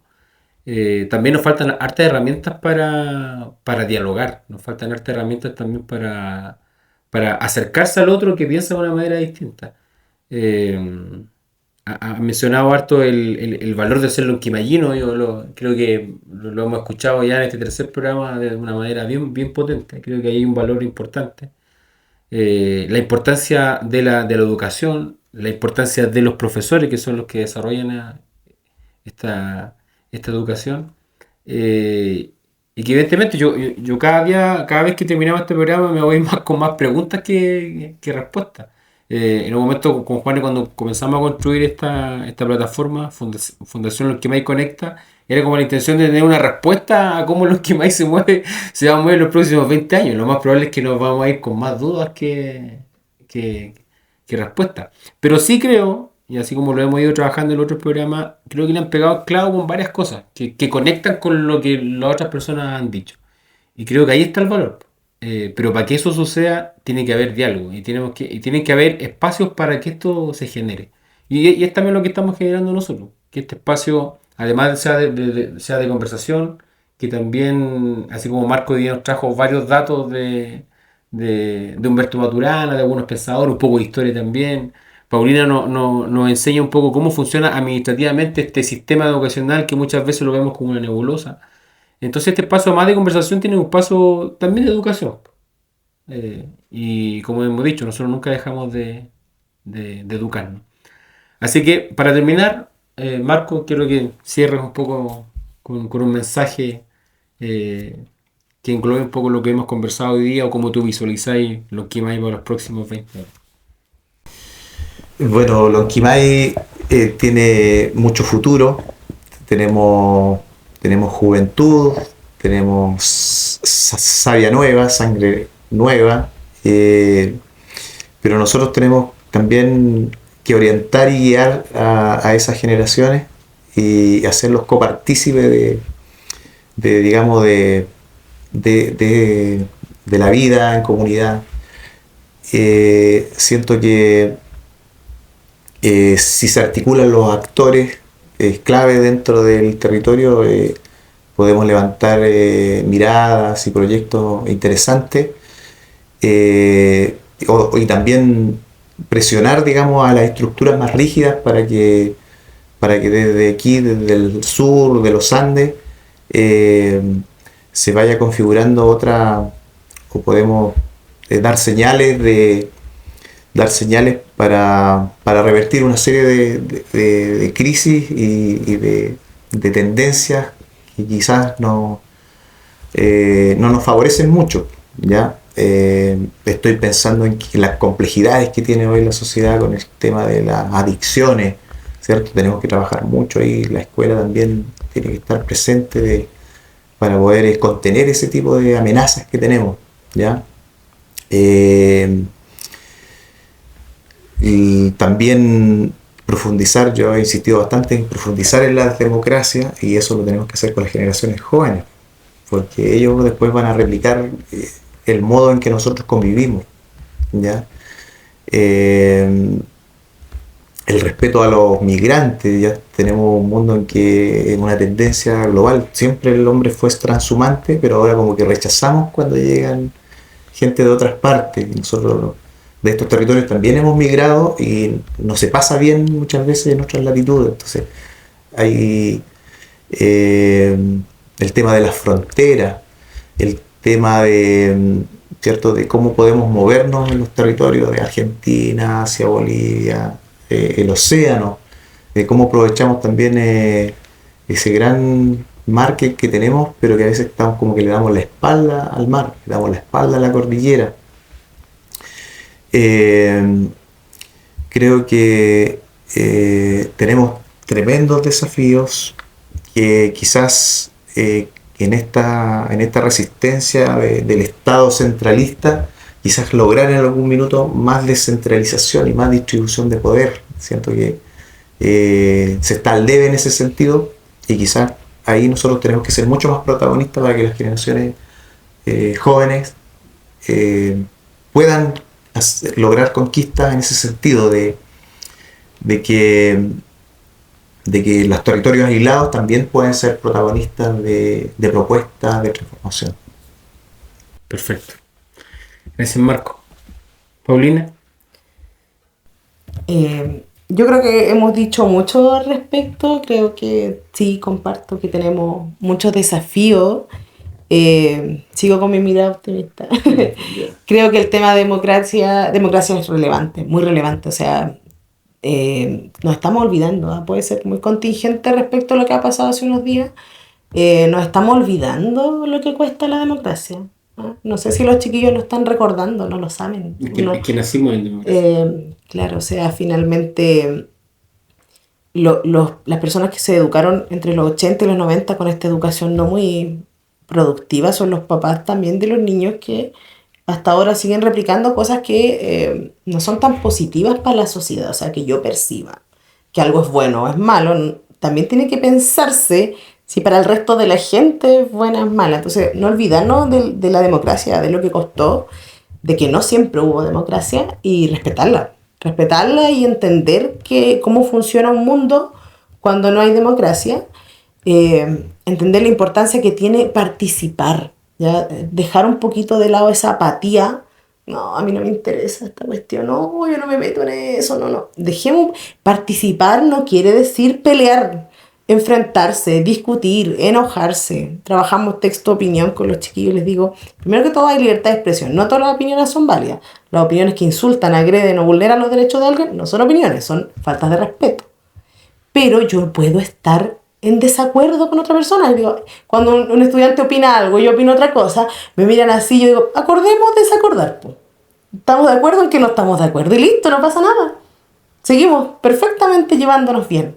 ¿Ya? Otra cosa es ya transar cosas que son principios, pero participar de un diálogo va a implicar que en algún momento no vamos a estar de acuerdo. Mientras mi postura no vulnere no te vulnere como persona, está todo bien. Ahora más encima, si mi postura te vulnera y yo tengo poder de vulnerarte, ya estamos complicados. Yo creo que ahí estamos un poquito en este momento complicados en Lonquimay, ¿ya? Entonces eso, participar, dialogar, conversar es importantísimo, ya que todos tengamos una voz y un voto para mejorar las cosas y que los chiquillos vean eso, que cuando participamos y cuidamos lo que tenemos, podemos lograr mejores cosas y ellos van a aprender de lo que nosotros hagamos mal y lo van a hacer mejor también.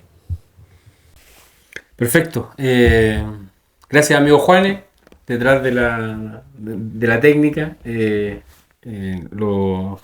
Cerramos esta conversación desde Agreste, en este domo que parece que las voces se escuchan dentro de más fuerte de nuestro oído. Pero tiene que ver también con la sensación que se genera. Creo que el diálogo lleva a eso. Gracias, Marco, por el tiempo. Gracias, Paulina, por la honestidad. Así que eso, los invitamos a seguirnos viendo en este podcast que es Lonquimay Territorio Único en la voz de sus protagonistas.